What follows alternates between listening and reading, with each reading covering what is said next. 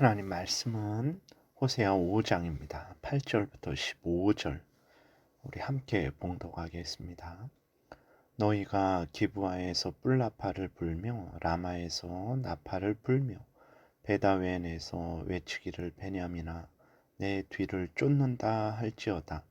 벌하는 날에 에브라임이 황폐할 것이라. 내가 이스라엘 지파 중에서 반드시 있을 일을 보였노라.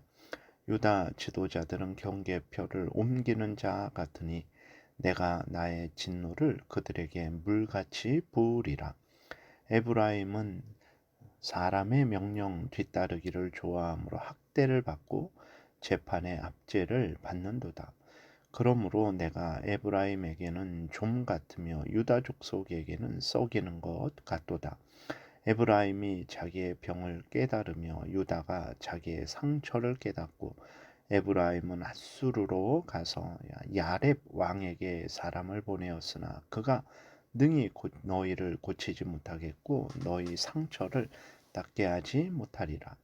내가 에브라임에게는 사자 같고 유다 족속에게는 젊은 사자 같으니 바로 내가 움켜갈지라. 내가 탈취하여 갈지라도 건져낼 자 없으리라. 그들이 그 죄를 뉘우치고 내 얼굴을 구하기까지 내가 내 곳으로 돌아가리라. 그들이 고난받을 때에 나를 간절히 구하리라. 아멘. 기도드리겠습니다. 살아계신 하나님 감사합니다. 이 시간 하나님 말씀을 전하고 듣고자 합니다. 성령께서 역사하셔서 우리를 향한 하나님의 뜻을 잘 깨달아 알고 하나님의 알려주시는 대로 믿고 따르는 우리 모두가 되게 도우소서. 감사드리고 예수 그리스도의 이름으로 기도드렸습니다. 아멘. 8절부터는 이제 하나님께서 북이스라엘과 남유다의 죄악에 대해서 형벌하실 것을 그들이 대적의 침략을 받을 것을 말씀을 하십니다. 근데 하나님이 이렇게 재앙을 내리시는 것은 대적의 침략을 받게 하시는 것은 북이스라엘과 남유다가 깨닫고 회개하고 돌이키게 하시려는 목적이죠. 참으로 은혜로우신 하나님이십니다. 오늘 우리들도 마찬가지입니다. 하나님은 우리가 하나님의 자녀답게 살아가지 못할 때, 범죄하며 살아갈 때 하나님은 우리를 징계하시죠. 근데 그 징계의 목적은 우리로 회개케 하고 돌이키게 해서 다시 하나님을 사랑하고 하나님의 뜻대로 살게 하시기 위한 거죠. 그러므로 우리는 하나님의 징계를 달게 받고 항상 하나님께로 돌이켜야 되겠습니다. 8절에 보게 되니까 너희가 기브아에서 뿔나팔을 불며 라마에서 나팔을 불며 베다웬에서 외치기를 베냐민아 내 뒤를 쫓는다 할지어다. 기브아와 라마는 이제 베냐민 지파의 성읍입니다. 예루살렘 바로 위쪽이고 북이스라엘과 접해 있어요. 근데 기브아에서 뿔나팔을 불고 라마에서 나팔을 불라. 전쟁을 알리는 나팔을 불라 하신 거죠. 왜 그렇습니까? 적국이 이미 침략했기 때문이죠. 그러니까 대적들은 이미 북이스라엘을 멸망시키고 남유다의 시작인 베냐민 지파의 도시들을 침략하고 있는 거예요. 그래서 기브아에서 라마에서 나팔을 불라 이렇게 하나님이 말씀을 하신 것입니다. 우리나라로 예를 들어서 말하면 뭐 중국이 북한을 점령하고 이제 파주와 문산 쪽으로 내려오고 있는 거죠. 그러니까 빨리 전쟁이 일어난 것을 알려라. 그리고 뭐 맞서든지 아니면 피난하든지 그렇게 하라는 거죠. 여러분, 우리가 여기서 하나 깨닫는 것은 무엇입니까? 나라의 평화와 안녕은 하나님의 손에 있다라는 사실입니다. 하나님이 전쟁을 막아주셔야만 평화롭게 되는 거예요. 사람들은 정치적, 경제적, 지리적 이러한 원인만 따지느라 하나님의 손길을 보지 못하죠. 그러나 오늘 본문에서 전쟁이 왜 일어났습니까? 하나님을 경외하지 않고 하나님의 뜻대로 살지 않고 범죄한 그러한 민족에게 하나님이 형벌로 전쟁을 내려주신 것을 우리가 확인하게 됩니다. 하나님이 이렇게 전쟁을 내려주십니다. 전쟁을 또 막아주십니다. 전쟁은 하나님의 손에 있음을 우리가 분명히 깨달아 알고 항상 하나님의 은혜를 구해야 됩니다. 항상 하나님을 경외하고 말씀대로 살아가야 됩니다. 개인이 복되고 가정이 복되고 또 직장이 복되고 나라가 복되고 교회가 복된 것은 다른 방법 없어요. 오직 하나님을 경외하고 의지하고 하나님의 뜻대로 살아갈 때 참으로 그 복됨이 임하게 되는 것이고 전쟁이 없게 되는 거예요. 하나님이 이렇게 전쟁을 허락하신 이유가 9절에 잘 나타나 있죠. 9절부터 잘 나타나 있습니다. 보라는 날에 에브라임이 황폐할 것이라. 내가 이스라엘 지파 중에서 반드시 있을 일을 보였노라. 앞으로 하나님께서 이스라엘을 벌하실 일을 미리 알려주시는 거죠. 왜 이렇게 그 위쪽에서 하나님께서 베냐민 지파의 어떤 기브온 또 그다음에 라마에서 나팔을 불라 하셨는가? 왜 전쟁을 하나님께서 보내셨는가? 10절에 유다 지도자들은 경계표를 옮기는 자 같으니 내가 나의 진노를 그들에게 물같이 부으리라 그랬어요. 경계표는 땅의 경계를 표시하는 것인데 이것을 옮긴다라는 것은 남의 땅을 불법적으로 빼앗는다라는 것을 나타내는 거죠.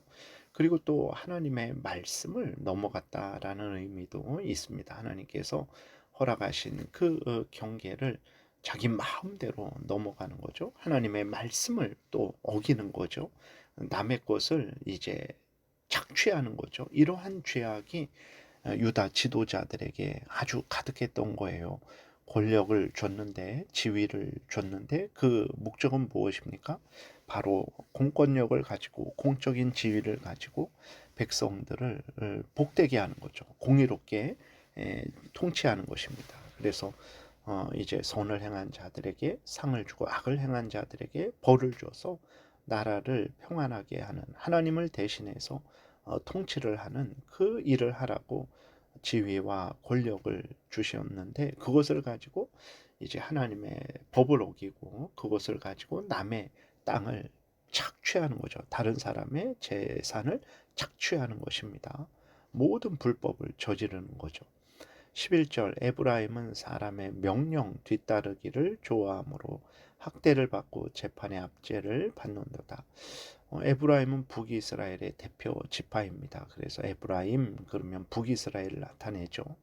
그런데 북이스라엘이 하나님의 명령은 따르지 않고 어떻게 합니까? 사람의 명령 따르기를 좋아했어요. 그러니까 여로보암 왕이 창작해낸 그러한 예배를 이스라엘 백성들이 그냥 무조건적으로 따랐죠. 하나님의 말씀과 다른 방식의 예배인데 그것을 그대로 따른 거예요. 이 하나님께서 그들은 사람 명령 따르기를 좋아한다 이렇게 말씀을 하신 거죠. 그리고 또 하나님보다 우상을 따른 거예요. 하나님보다 주변 나라를 더 따른 거예요. 왜 따랐습니까? 평안하고 복되려고 그런 거죠. 자기들 나름대로 이렇게 하면 하나님이 기뻐하시겠지. 또 이 나라를 사람을 의지하면 우리에게 유익이 있겠지 해서 하나님의 말씀을 거역한 것이고 사람의 말을 따른 거죠. 어떻게 됐습니까? 오히려 학대를 받고 재판의 압제라는 것은 이제 하나님의 공의의 심판으로 말미암은 형벌이죠. 오히려 학대를 받고 재판의 압제를 받았습니다. 여러분, 복되기를 원합니까? 어떻게 해야 됩니까? 하나님을 경외하고 하나님의 뜻을 따라 살아가야 돼요. 하나님의 말씀을 어기고 다른 사람의 것을 빼앗고 그 다음에 사람의 말 따르기를 좋아하면 복될 것 같지만 절대 그러지 않습니다. 하나님을 경외하고 하나님의 말씀을 따를 때 복되다라는 것을 명심하고 명심해야 됩니다. 12절에 그러므로 내가 에브라임에게는 좀 같으며 유다 족속에게는 썩이는 것 같도다. 내가 에브라임에게는 사자 같고 유다 족속에게는 젊은 사자 같으니 바로 내가 움켜갈지라 내가 탈취하여 갈지라도 건져낼 자 없으리라. 하나님이 유다 족속에게 에브라임 북이스라엘에게 좀 같고 썩이는 것 같아요. 사자 같고 젊은 사자 같아요. 하나님이 재앙을 내리시는데 누가 막을 수 있겠습니까? 아무도 막을 수 없죠. 그래서 정말 하나님을 경외하는 것이 개인적으로도 가정적으로도 국가적으로도 교회적으로도 복되게 되는 유일한 길이죠. 그런데 아직도 북이스라엘은 정신을 차리지 못했어요. 13절에 보게 되니까 에브라임이 자기 병을 깨달으며 유다가 자기의 상처를 깨달았고 에브라임은 아수르로 가서 야렙 왕에게 사람을 보내었으나 그가 능히 고치지를 못하겠고 너희 상처를 낫게 하지 못하리라. 북이스라엘은 자신의 심각한 재앙을 깨달아 알고 어떻게 합니까? 하나님께로 가는 것이 아니라 아직도 어리석어서 사람에게 가죠. 아수르로 가서 도움을 청해요. 그러나 아수르가 뭐 도와줍니까? 오히려 북이스라엘을 점령할 기회로 삼을 뿐이죠. 북이스라엘이 큰 실망을 합니다. 결국 어떻게 됩니까? 북이스라엘은 정말 도우리는 하나님밖에 없다라는 것을 깨달아 알게 되는 거죠. 여러분, 하나님이 왜 재앙을 주셨습니까? 미워해서 이제는 사랑 안 해서 그랬습니까? 그러지 않습니다. 하나님이 사랑하기 때문에 재앙을 주신 거예요. 왜 주십니까? 재앙을 통해서 북이스라엘 남유다가 제정신을 차리고 하나님께 돌아오게 하시기 위해서. 사람이 도와주지 않죠. 우상이 도와주지 않죠. 자기 스스로 도울 수 없죠. 한계를 깨닫게 하셔서 하나님을 바라보게 하시는 거죠. 15절. 그들이 그 죄를 뉘우치고 내 얼굴을 구하기까지 내가 내 곳으로 돌아가리라. 그들이 고난 받을 때에 나를 간절히 구하리라. 하나님께서 재앙을 내리시고 하나님이 돌아가셨어요. 천국으로 이제 하늘나라로 돌아가셨어요. 그러니까 어떻게 합니까? 재앙을 받은 북이스라엘 남유다가 이렇게 저렇게 다니며 도움 구할 자를 찾았는데 전혀 없죠. 그때서야 하나님께 은혜를 구하는 것입니다. 이렇게 하나님 앞에 나와 죄를 회개하고 은혜를 하나님께 구하게 하시려고 하나님이 재앙을 주신 거죠. 여러분, 우리의 인생 속에 많은 재앙이 있습니까? 우리가 살아가는 가정과 직장과 나라에 재앙이 있습니까? 하나님의 채찍임을 발견하시고 돌이키시기 바랍니다. 회개할 죄는 없는가 살펴서 회개할 죄가 있다면 회개하시고 더욱 하나님을 의지하시기 바랍니다. 하나님의 은혜를 구하시기 바랍니다. 우리들 인생 속에 재앙이 있는 것은 이렇게 우리로 우리 자신을 세상을 헛된 사람의 말을 따르지 말고 이제 돌이켜 하나님만 의지하게 하시려는 것입니다. 그러므로 하나님의 재앙이 있는 것을 너무 슬퍼하고 또 재앙 때문에 낙심하지 마십시오. 하나님을 의지하면 됩니다. 그러면 사는 거예요. 이것을 우리가 잘 깨달아 알아야 되겠습니다. 기도드리겠습니다. 하나님 아버지, 우리를 사랑하셔서 늘 우리로 하나님만 바라보게 하시는 줄 믿습니다. 하나님의 평안을 통해서 또 때로 재앙을 통해서 이 일을 이루실 때 우리는 감사하고 기뻐하고 하나님을 더욱 의지하게 도우소서 반드시 살 줄을 믿습니다. 감사드리고 예수 그리스도의 이름으로 기도드렸습니다. 아멘. 하늘에 계신 우리 아버지요, 이름이 거룩히 여김을 받으시오며 나라의 임하옵시며 뜻이 하늘에서 이루어진 것 같이 땅에서도 이루어지이다.